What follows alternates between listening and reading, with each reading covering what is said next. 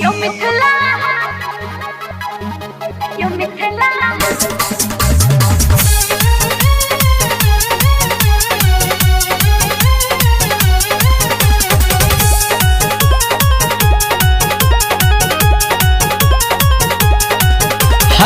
सुनु ये हमर प्यारी गेलो पतो के तैयारी अच्छा पेन के नभका सारी ताके छी कोन गारी खटो जबे बतावे छी हे सुनु ये हमर प्यारी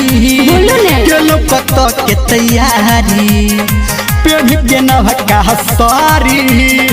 ताके छी कोन गारी बतावे छी हम छी तैयार हमारा साथ चलो यो मिथिला हाट चलो अच्छा? यो मिथिला हाट चलो यो मिथिला हाट चलो यो मिथिला हाट चलो चलो ना ठीक है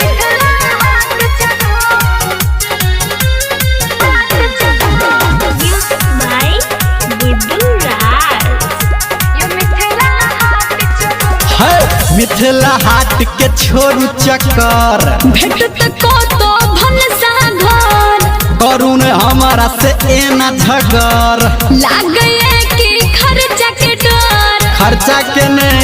तब की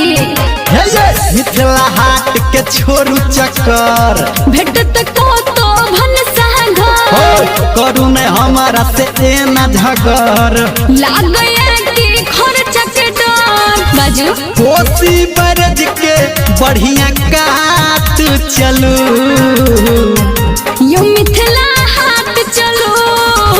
यो मिथिला हाट चलो यो मिथिला हाट चलो अच्छा? यो मिथिला हाट चलो